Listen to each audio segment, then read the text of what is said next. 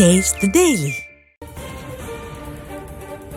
ராமேஸ்வரத்தில் மோடியை எதிர்த்து திமுக போட்டியிட்டால் திமுகவுக்கு ஆதரவு தருவேன் என சீமான் கூறியிருக்கிறார்.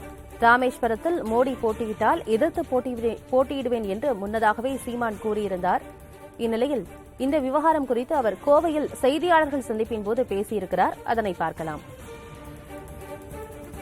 காங்கிரஸோட பெரிய கட்சி நான் 40 தொகுதியிலிருந்து விளைவிக்கிறேன்.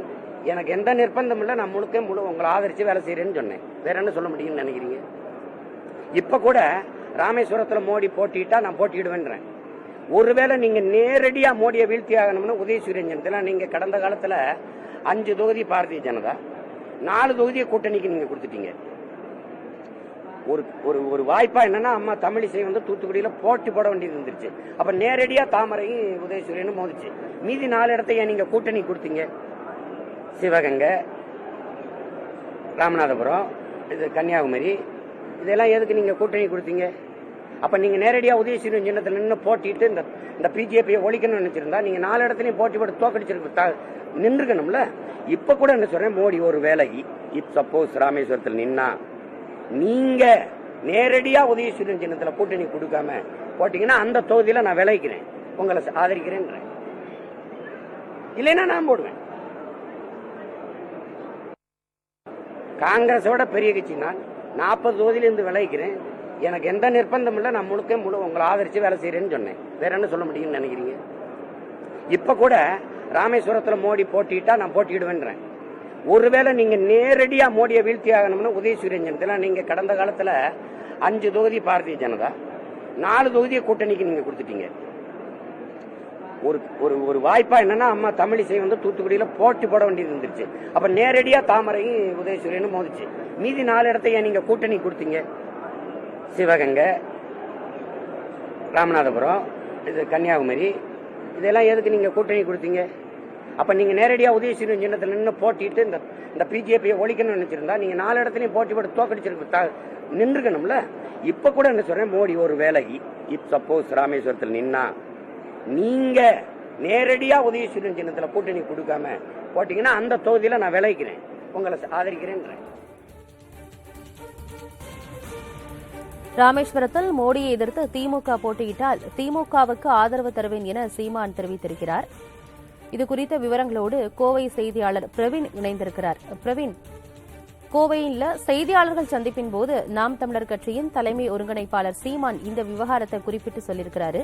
ராமேஸ்வரத்தில் மோடியை எதிர்த்து திமுக நேரடியாக போட்டியிட்டால் திமுகவுக்கு ஆதரவு தருவேன் என சீமான் பேசியிருக்கிறார். அவர் பேசியவற்றின் சாராம்சம் என்ன? செய்தியாளர்கள் சந்திப்பின் போது இது தொடர்பா வேறு என்னென்ன விஷயங்களை எல்லாம் தெரிவிச்சிருந்தார்? ஆனந்தி, சமீப காலமாக நாம் தமிழர் கட்சியின் தலைமை ஒருங்கிணைப்பாளர் சீமான் தொடர்ந்து கூறி வருவது என்னவென்றால், தமிழ்நாட்டில் பிரதமர் மோடி அவர்கள் போட்டியிட்டால் அவரை எதிர்த்து நான் போட்டியிடுவேன் என பலமுறை அவர் கூறி வந்தார். இது தொடர்பாக அதுக்கு எதிர்கருத்தும் மாநில தலைவர் அண்ணாமலை உள்ளிட்ட ஒரு தரப்பிலிருந்தும் வந்து கொண்டிருந்தது.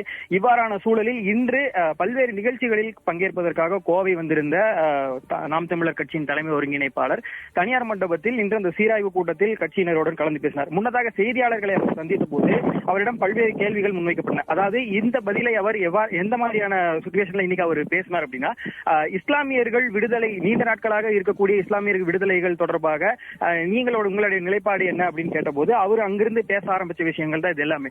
இதற்கு முன்பாகவே நான் இது போல கூறியிருந்தேன். அதாவது சிறையில் இருக்கக்கூடிய இஸ்லாமியர்களை விடுதலை செய்துவிட்டால் 40 தொகுதிகளையும் நான் போட்டியிடாமல் இருந்திருக்கிறேன் என இது போன்ற ஆதரவினம் தெரிவித்திருந்தேன். அது போக தொடர்ந்து பேசிய அவர் கர்நாடக நீர் பங்கீடு விவகாரங்களில் நீங்கள், அதாவது திமுக நேரடியாக சென்று அவர்களுக்கு அங்கு வாக்கு சேகரித்து அவர்களுக்கு ஆதரவு தெரிவித்து வெற்றி பெற செய்திருக்கிறது. ஆனால் அவர்கள் தற்போது தண்ணீர் தராமல் இருக்கிறார்கள். இவ்வாறான சூழல்களில் இந்த விவகாரத்தில் இனிமேல் நாங்கள் காங்கிரசுக்கு ஆதரவில்லை என அவர்களது ஆதரவை திருப்பி பெற்றுக் கொள்ள வேண்டும். நேரடியாக பாஜகவை எதிர்ப்பதாகட்டும், நீரை இங்கே கொண்டு வருவதாகட்டும், இது போன்ற விவகாரங்களில் திமுக ஒரு சரியான நிலைப்பாடை எடுத்துவிட்டால் நாங்கள் அவர்களுக்கு நேரடியாக ஆதரவு கொடுத்து வருகிறோம் என கூறியிருந்தார்கள். அதுபோக இந்த ராமேஸ்வரம், ராமநாதபுரம் இது போன்ற இடங்களில் மோடி அவர்கள் போட்டியிடும் போது அங்கு நேரடியாக கூட்டணி கட்சிக்கு திமுக அந்த இடங்களை கொடுக்காமல், இதாவது அவர் முன்பே குறிப்பிட்டது போல கூட்டணி இடங்களுக்கு நேரடியாக பாஜகவிற்கு போட்டியிடும் போது கூட்டணி கட்சியினருக்கு கொடுக்காமல் உதயசூரியன் சின்னத்திலேயே இவர்கள் நேரடியாக போட்டியிட்டால் நான் அங்கிருந்து விலகிக் கொள்கிறேன், அதாவது மோடி அவர்களுக்கு எதிராக உதயசூரியனிலே அவர்கள் போட்டியிட்டால் அங்கிருந்து விலகிக் கொண்டு இந்த வரக்கூடிய தேர்தலிலும் கூட நான் நேரடியாக அவருக்கு ஆதரவு தெரிவிக்கிறேன் என்கிற கருத்தை அவர் கூறியிருக்கிறார். ஆனந்தி,